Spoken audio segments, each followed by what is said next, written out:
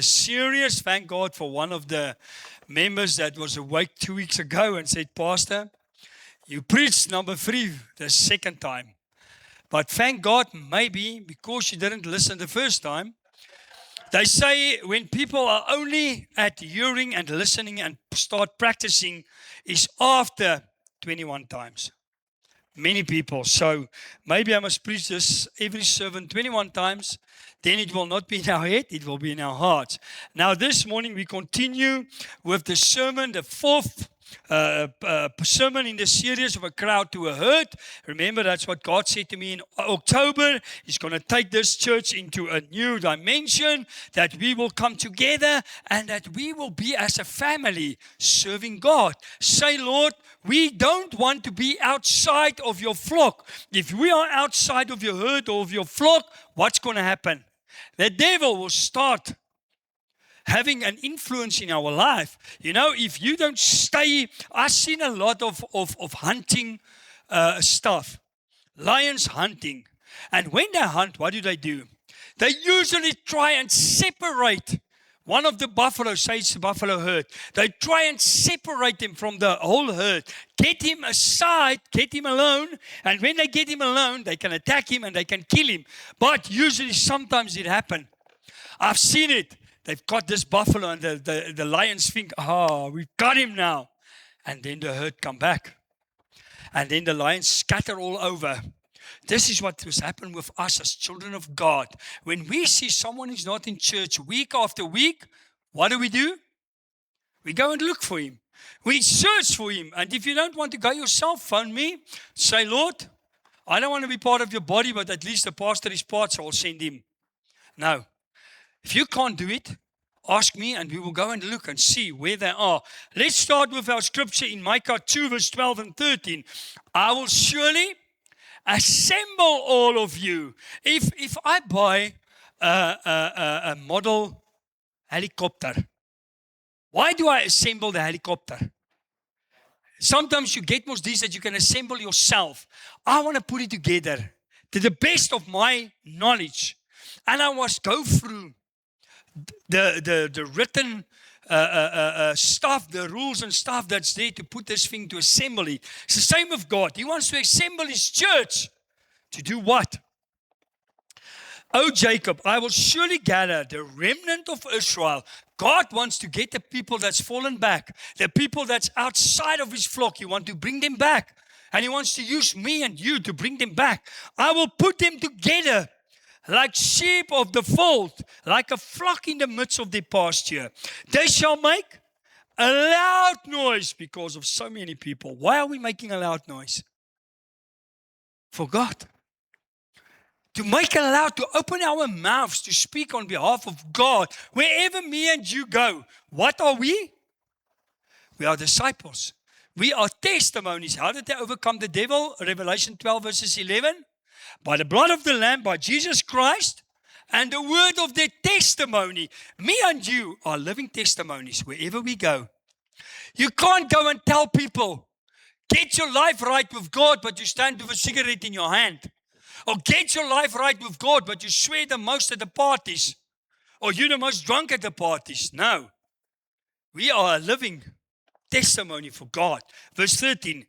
The one who breaks open will come up. God needs people that break through and say, Father, Pastor, I will walk in front. I'm a breakthrougher. I will break through for God. I will break through in my life. Whatever the devil tries to stop me with, I will break through. I've always, when I first read this scripture, I saw this ice cars. That big thing in front. Who of you have seen the snow tankers that they use to break the snow? Now, I always see that if you are a breakthrough, you say, Lord, it's difficult sometimes. It's hard. It's not easy. But I will be like that snow car. I will break through of like that snow tankers. You will use me to break the ice. To break the ice in people's lives and for God's sake. And then he says, they will break out, pass through the gate, go out by it. The king will pass before them with the Lord at the head. So God is looking for people to rise. Say, Lord, I will go forward. And I will follow God, not people that follow a God that's not alive, or that follow stuff that's not written in the Bible. It says, Lord, I'm doing your word, I'm following, and I want to take people to follow with me. That's what God expects from us. That's what He wants. Matthew 5 verse 14, this is our church's vision. Like a city on a hill, it cannot be hidden. Shine. Shine. Let your light shine. You are the light of the world. A city on a hill cannot be hidden. Who's the light of the world? Jesus. Who is also the light of the world? Jesus. But He lives in us. So we must be the light of the world. Jesus must shine through us to the world. We can't say, Lord, I love Christ, but He doesn't shine through us. Life is not about us. It's not about your personal gain in life. It's about God, what He wants. And then He read in verse 16, let your light so shine before men, that they may see your good works and glorify your Father in heaven. You hear what He says? Your good works, not works. Good works. Why? So that God can be glorified. God wants to be glorified in our lives. Do we always get it right? No. But don't give up trying. The Bible says in Proverbs 7 times, the righteous fall, but every time he stands up. So if you made a mistake, what do you need to do when you make a mistake? Just say, oh Lord, it's over and done with. Take me as I am. I've heard Christians say, if He doesn't want to accept me like I am, let Him leave. I can't. If you made a mistake, if I made a mistake, what do you need to do? Confess it. Say, I'm sorry. Humble yourself in front of God, and then He will lift you up. Humble yourself in front of people. I don't say become their slaves. God doesn't want people to trample on you. You are a child of God. But when you made a mistake, be a man. Man up and say, Lord, I'm sorry. Help me. Help me. Then God can help you up. 1 Corinthians 15 verse 58. Therefore, my beloved brethren, be steadfast, immovable, always abounding in the word of Lord, knowing that your labor is not in vain in the Lord. What does He say? Steadfast. You know, some people, when they come to this group, they do as this group. When they come to another group, they do as that group. Here He says steadfast. Steadfast in what? Steadfast in God's word. Standing on His word, following His word. Not, the Bible says, stay in the teachings that was taught to you since you were small, the teachings of the word. Don't go astray from this. You know what many people do? They come to me and say, Pastor, you know what, I saw a sermon of T.D. Jakes. I just mean the name, I mentioned someone. T.D. Jakes, I think he's a very good preacher. But then he will say, T.D. Jakes said this. T.D. Jakes said this. Then I will tell them, okay, T.D. Jakes said that. What does the Bible say? If I say something, go and measure it by the Bible. Don't believe everything I see. Write it down. Write the scriptures down and go and see. Is this pastor is telling the truth? Or is he busy with stories? Let's stay by God's word. He says, steadfast, immovable. Don't move your faith. Don't let anyone move your faith. Ephesians 4 verse 15. But speaking the truth in love, may you in love may grow up in all things into Him who is the head. Who's the head? We are the body. The church is the body. Who's the head? Christ. We must lift up to the pastor must lift up to the head. You can't look up to me if I am the pastor of church, but I don't follow Christ. If I start telling you stuff that I can't prove in the Bible, then you don't look up to me. You come to me and you say, Pastor, where this did you say? Where is it written in the Bible? You must come and correct me. You know what? I don't want to stand in front of God. And maybe I taught you wrong stuff. And I thought I was right. No. I want to stand in front of God and say, Lord, what I heard from you, Paul says, what I heard from you, I have given to the people. So I must go and hear from God. And you must yourself. You must also hear from God. If you don't hear from God, how will you know if I is talking the truth? If you don't read your Bible, how are you going to hear if I'm talking the truth? I mean, that's why many people, they just believe it.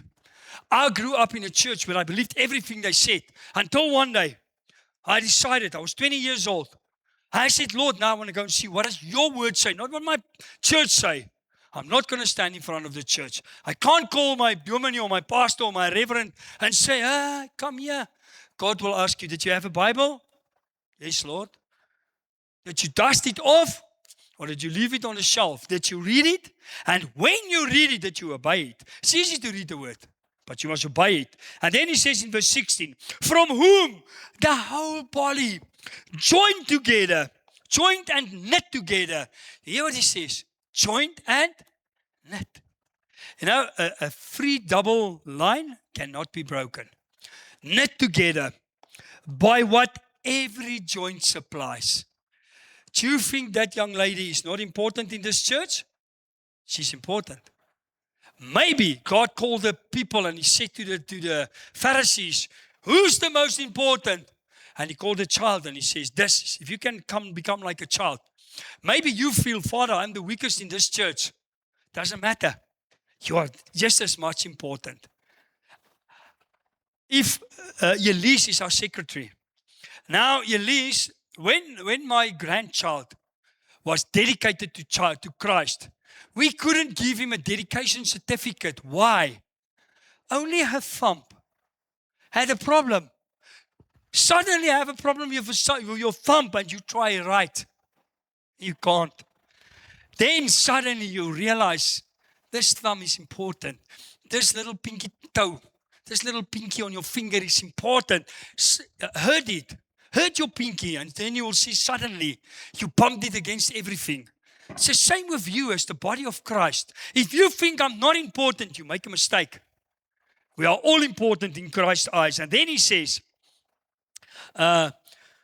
according to the effective working by which every part does its share,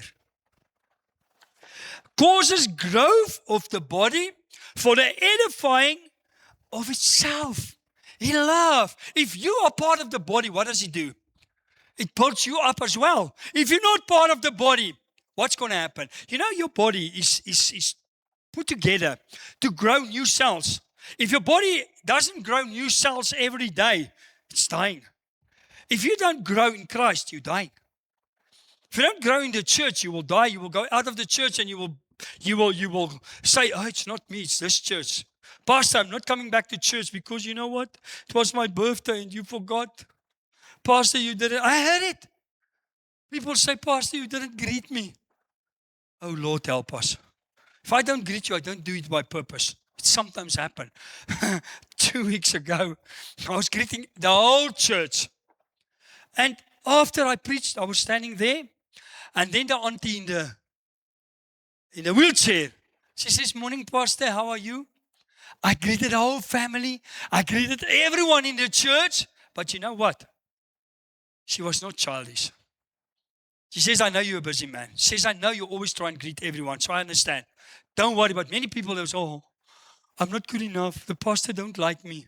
He's got, you hear what the pastor always hear. I've got favoritism. Because when he's preaching, I like him more than the rest. The Bible says, if I don't look at the least, maybe the person that we think is the least in church is maybe the next Reinhard Bonker, is maybe the next T.D. Jakes. We must treat them, we must see them as God sees them with a purpose. We have a purpose. Let's say, Lord, I'm important enough.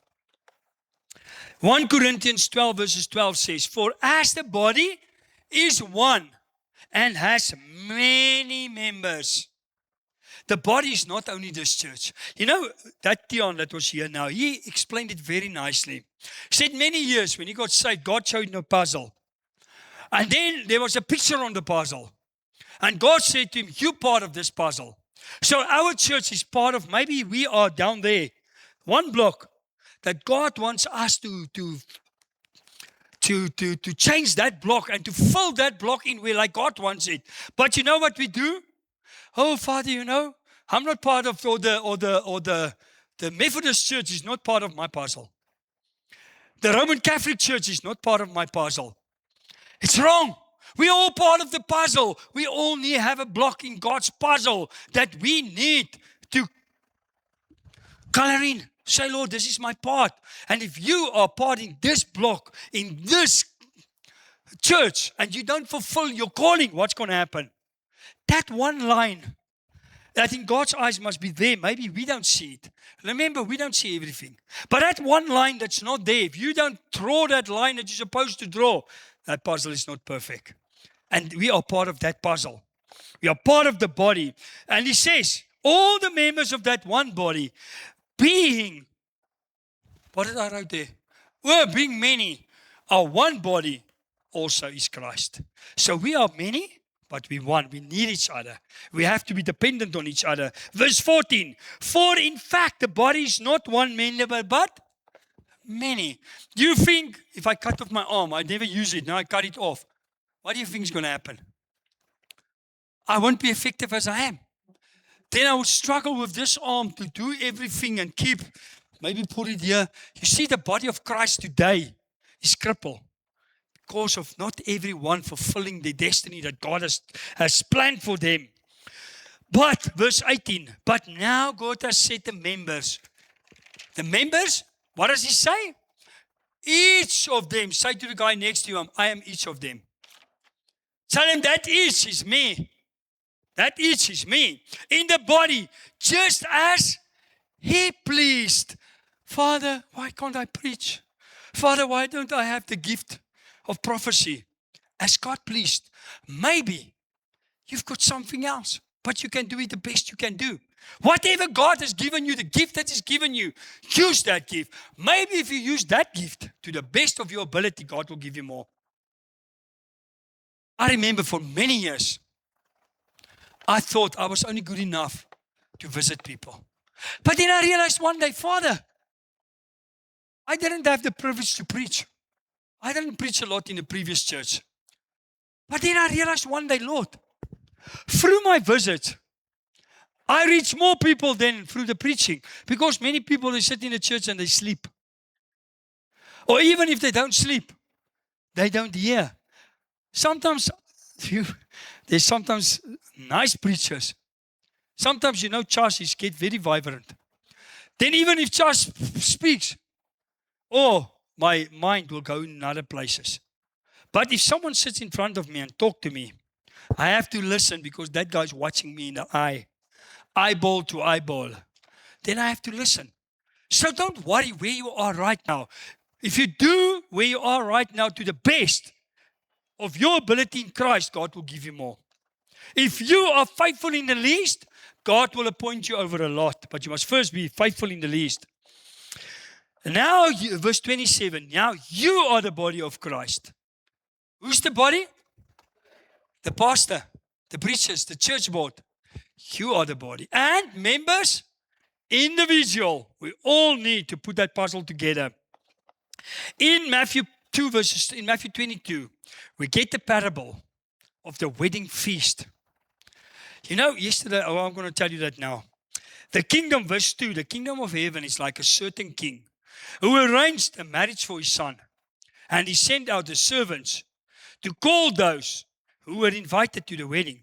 Can I see who's a child of God? You are invited to the wedding. Are you a servant of God? So sometimes we must be the servants to invite other people. To say, Malcolm, you're on the wrong road. The wedding is coming. Get yourself right. And then he says, and he sent out his servants to call those who were invited to the wedding. And they were not willing to come. Why? Again, he sent out other servants.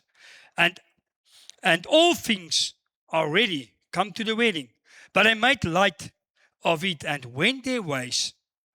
One to his own farm, another to his business. Is there a problem having a farm? Is there a problem having a business? Is there a problem having a work? No. We'll see now.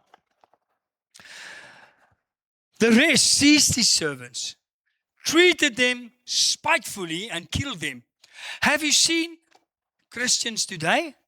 How do they treat each other? Is it only in this church? I've seen it many times. When you want to talk to someone about Christ, sometimes what will they say to you? Pastor, it's not the right time now. Have you heard it? Leave me alone now. I'm not in a good mood. May God help you. May God help me. They say, no, we're not ready for this wedding now. Leave us alone. We first want to do what we want to do. Therefore, go into verse 9. Go into the highways. And as many as you find, invite them to the wedding. So these servants went out into the highways and gathered together all whom they found, both bad and good. And the wedding hall was filled with guests. Verse 11, the king saw a man who did not have a wedding garment. For many are called, but few are chosen. Yesterday, you won't believe it. I was standing there, and the next minute I heard God say to me, do you have your garment on? I'm going to, in the future, preach a sermon on, do you wear your garment? Here he says, let me read it again.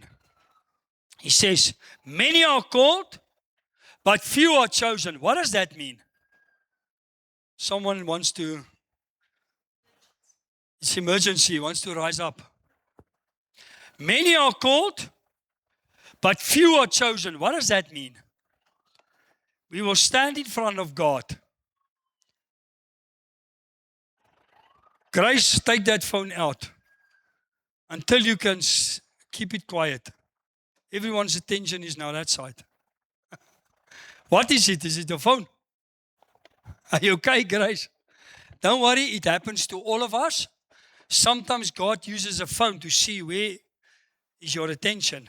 Is it with Christ or with the world stuff outside? And then he says, many are called, but few are chosen. Oh, it's not Grace, sorry. Few are chosen. What does that mean? All of us, if you give your life to Christ, you are called. But one day we're going to stand in heaven. God will say, sorry, Malcolm, your name is not there. You were not chosen. I called you, but in the end, I couldn't choose you to go to heaven because of what? Your own choice. I've called you, but the world was more important. You didn't wear the robe. To wear a garment, even if you're a sinner, to wear a garment, change your sin. What does he say to his servants? Go and get all of them from the world, in the streets, good and bad, and bring them to the... God is bringing good and bad people, even bad people nowadays. Have you seen how many Muslims is getting saved now? How many people have interactions in dreams and visions from God, and God is changing them, so he's bringing the world in. Are you in or out? What garment are you wearing? I'm not going to preach about that today. But he asked that guy, you were in the wedding or banquet, and you were not ready. Live as you're going to live very long, but also live in such a way that maybe today is your last day. Many people only say, Pastor, there's a lot of time. I'm still young. Death doesn't ask a age, time. God wants to take you, he'll take you. Judges 5:23.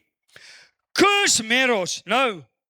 Yeah, Judges 5:23. Curse Meros, said the angel of the Lord. Curse its inhabitants bitterly. Why? Because they did not come to the help of the Lord. To the help of the Lord against the mighty. God needs servants. Don't be cursed. Be blessed. Say, Lord, I'm saved. Why? What's the biggest commission in life? Matthew 28:19. Go. Not wait. Go. Go. God sent his disciples 2:2. Says, go in all the world. Preach the gospel. Get them saved. Baptize them and teach them to obey everything that I told you. Village leaders, verse 7. Life ceased. Village life ceased. In other words, leaders ceased. There was no leaders. It ceased in Israel until I, Deborah, arose arose a mother of Israel. Maybe where you are today at your work, maybe there's someone missing to do something for God. God asks you, are you willing? Can you say, Lord, I will be like Deborah? I will stand up and say, Lord, use me. I will stand up and say, Lord, start with me. Let me be the difference. Don't wait for the difference. Be the difference. Don't look for someone else to make the difference. Let you be the difference. Otherwise, God says, I've cursed this Meros. I've cursed everyone until one stand up and says, I will stand in the gap. I will make the difference. God God wants us. What does He want us to do? He wants you to help build His kingdom. To help build what He has started. Exodus 17 verse 11. Exodus 17 verse 11. And so it was when Moses held up his hand that Israel prevailed. And when he laid down his hand, Amalek prevailed. But, verse 12, Moses' hands became heavy. So they took a stone and put it under him to keep his hands up. And he sat on it. And Aaron and Hur supported his hands, one on one side and the other on the other side. And his hands were steady until the going down of the sun. What does this mean? If I'm the leader of this church, can I do everything alone? I need help. I need help. I need people to stand in the gap. I'm not going to do it anymore. I said to the secretary the other day, I was by a house, I said to him, I'm not going to do everything anymore. It's not that I don't want to do it. It's not that I try to be spiteful. I was 2 weeks ago when I was preparing this sermon. God gave me this scripture forever. But that morning, I was sitting in my study, and I clearly heard God say to me, when are you going to listen? When are you going to delegate? Are you still going to keep on doing everything and try and do everything yourself? I'm not doing it yet. Not because I heard God's voice. I heard what God said to me. Finally, God struck me in the heart. Say, now you're going to obey. This church, I promise you, can only grow as long as I grow.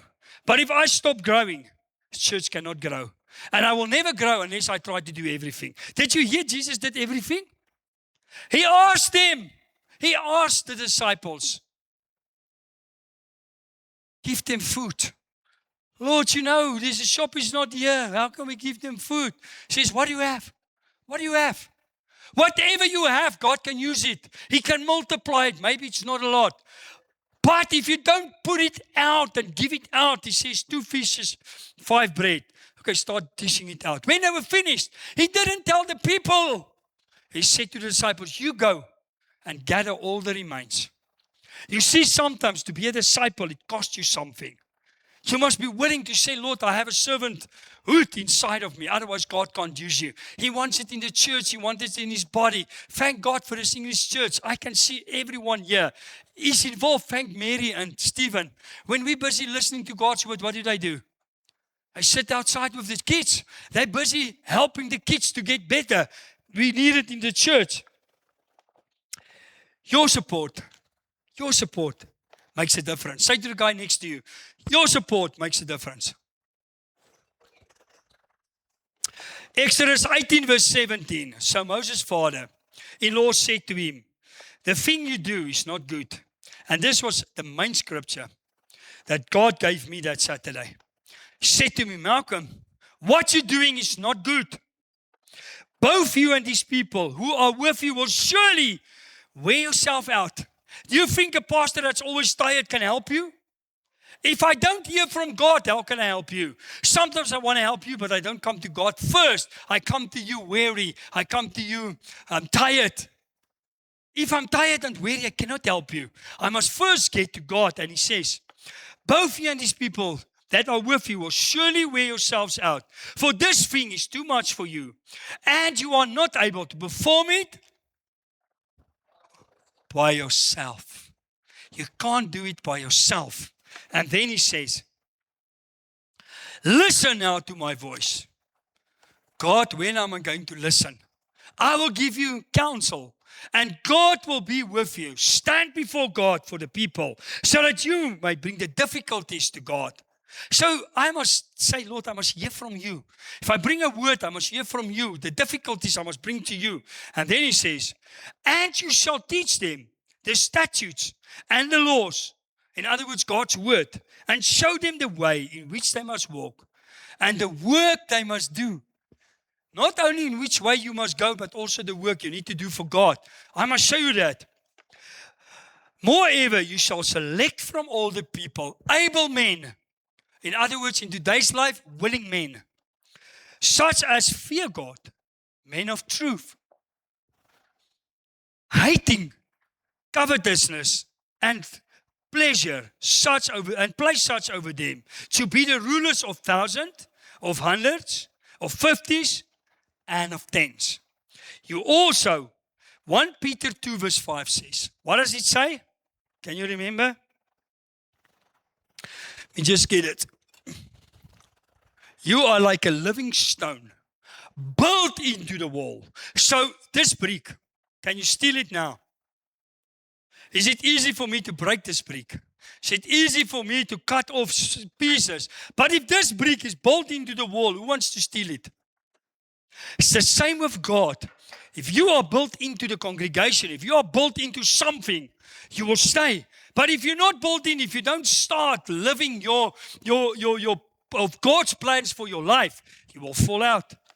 You will be stealed by the devil. He will mock you. He will put you on strange places where you don't want to be. But if you're built into the house of God, there's people that look after you. There's a shepherd that hopefully will look after you. And then he says, 1 Corinthians, this is 1 Peter 2 verse 5. 1 Corinthians 3 verse 9. For we are God's fellow workers.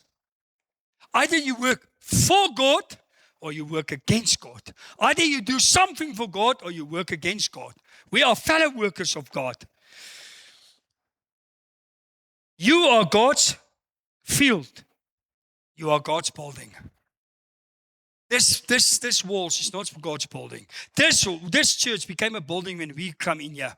We are the building. We are the temple of God, and God lives inside of us. And then he says in Revelation 3:11, behold, I'm coming quickly. Hold fast what you have, that no one may take your crown. Are you working for a crown? Or are you just working for yourself? Lord, I'm saved. So be it.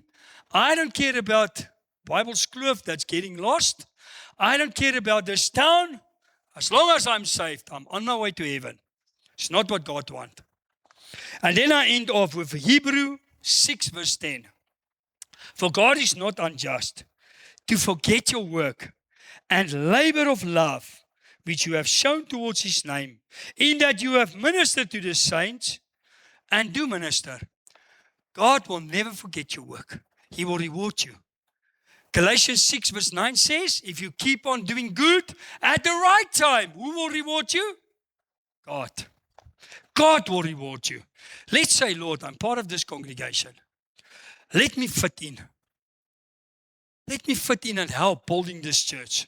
Next week, I'm going to dish out forms and I'm going to ask you where you want to get involved. So this week you must go and pray and say, Lord, where do you want to use me? Maybe I must take up the offering. Maybe I must help with the communion. Maybe I must just see that that all the seats is right and everything is, we will see about that. God will show us what we're going to need to put on that form. Maybe you want to say, Father, I want to become an intercessor for the English service. Sometimes God knows I'm honest with you, sometimes I forget to pray for the English service. Then 2 days after I say, Lord, I didn't pray for the English service, please forgive me. So if we start an intercession, you will put it on the group and say, Pastor, that you pray for us today, or Pastor, that you do this. So we must help each other. I want to make this church better, but I also want to become better. I can't make the church better if I first don't become better. You can't be better. You can't expect everyone, everywhere you go, to have the best, but you are not the best. You know, many people, when they come to places, they want to be treated like kings. Why? Because they pay for it. I pay a lot of money for this. I want the best food. God paid his price. He paid with his body for us. But sometimes we say, Lord, I give you the second best. God must just, we almost say, do God understand? God only understands one thing. And that is you go according to His word. If we go against His word, He doesn't understand anymore. His grace is where His word is. His grace is with obedience. Remember what the prophet said to Saul? Is offers more important than obedience?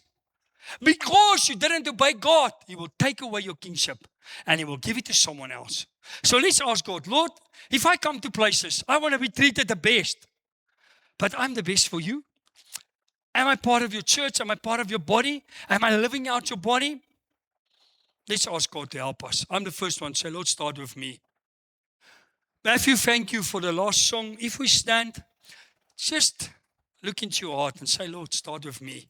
If maybe while we sing this last song, someone is in need of prayer, please come forward, that we can pray for you. We need to pray for each other. If you have a prayer request, we need to pray for each other. Okay, let's stand and end off of the last